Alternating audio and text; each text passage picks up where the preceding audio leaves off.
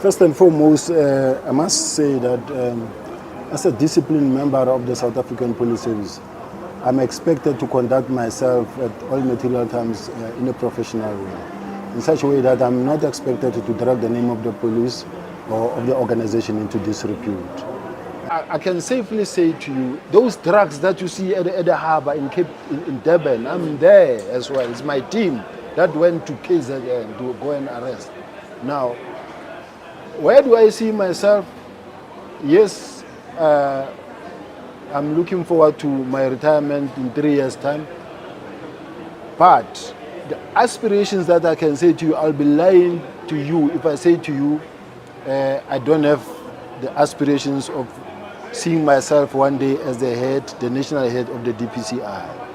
Should that opportunity arise for South Africans to entrust me with that position so that I can do my little push from my side, that's a position that I'll be happy to serve in, leading to my retirement. South Africans, what happens when the very man who claims to be the guardian of justice, the fighter of organized crime, finds himself painted as part of the very beast he swore to destroy? Today, we look at Lieutenant General Shadrack Sibiya, once a proud and disciplined member of SAPS, who openly declared his dream to one day lead the DPCI, the Hawks, and be the national spear against organized crime. But now, explosive claims revealed at the Madlanga Commission by Dumisani Kumalo have flipped his image upside down. Is Cibia a hero, or a wolf operating among the sheep? Let's dive in. Shadrack Sibiya has for years branded himself as a disciplined, committed crime fighter. A man destined for big things within the South African Police Service. A man who wanted the top seat at the Hawks, ready to lead a national war against syndicates. His public persona? Strong, strict, and loyal to the Constitution. But aspirations mean nothing when shadows begin to emerge. Through Sergeant Kosi, that is linking the office of Lieutenant General Cibia and the cartel. Yes, Commissioner. Okay. And who is the person that we can see in the video that's exiting the white BMW? The person that we see exiting the white BMW is a Sergeant Nkosi. Okay, so that's... He just arrived in the premises of Katiso Molefe on the 27th of November. Okay. So the vehicle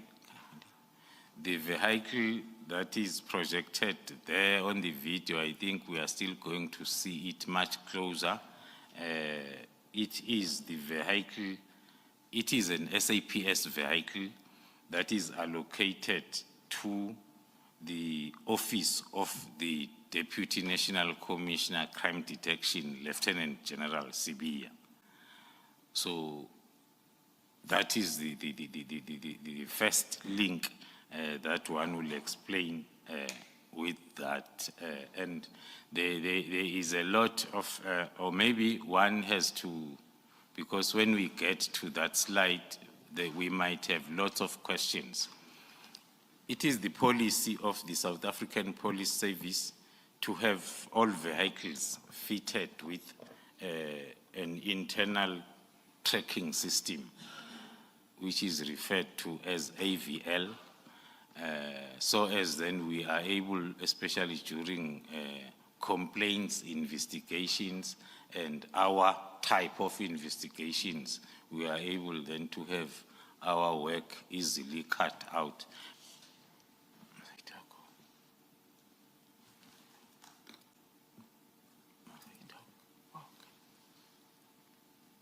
Can we go back to the beginning and pause it there?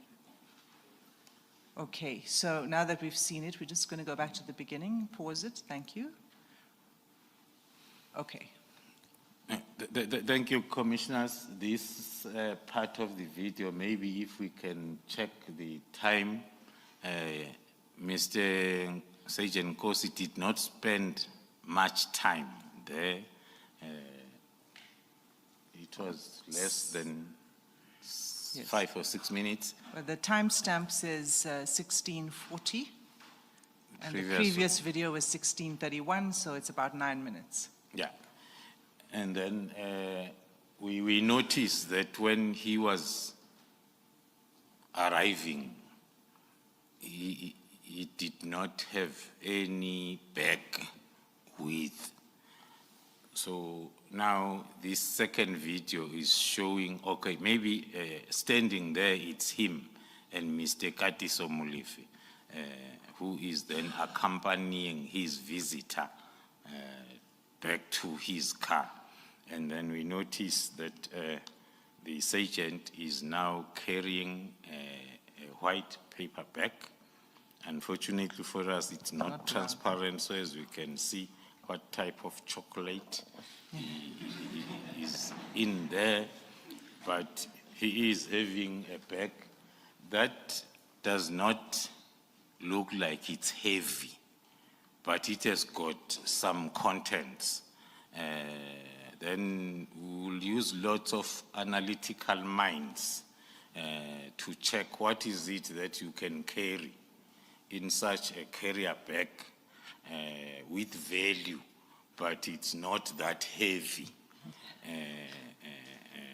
As then the picture is like he just came in to collect something that was already packed and waiting for pickup.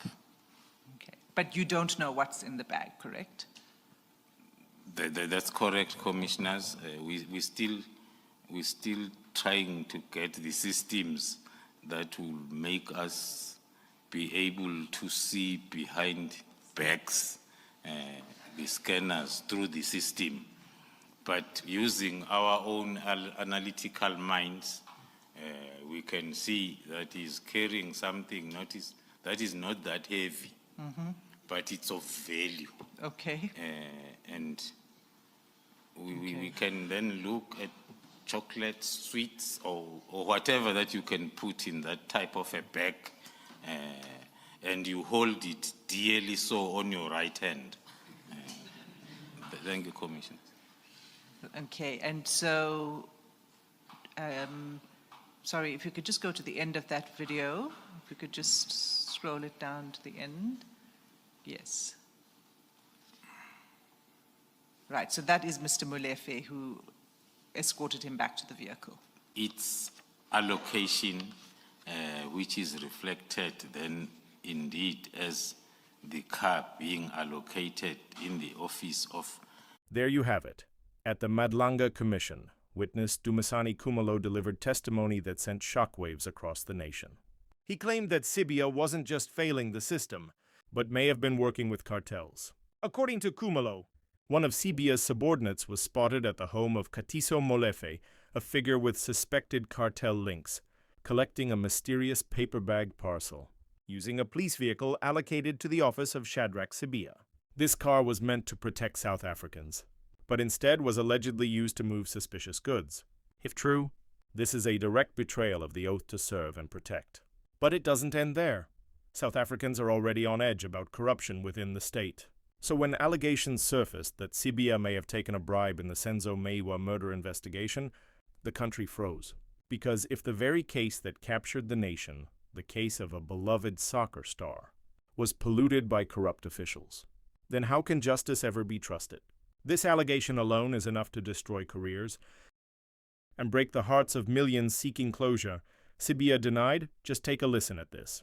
We're standing by, no longer involved in the case. That is why even today, when this matter has been testified, I haven't submitted a statement. I haven't submitted any, never been called as a witness. It's almost at the end because I was not involved. I've seen messages that says I took $1 million and I did it, I shifted a firearm ordered. No.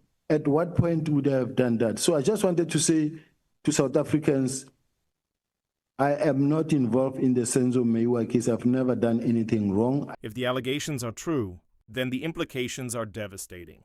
Here is a man who wanted to lead the Directorate for Priority Crime Investigation, the elite crime-fighting unit responsible for tackling the most dangerous criminals in the country.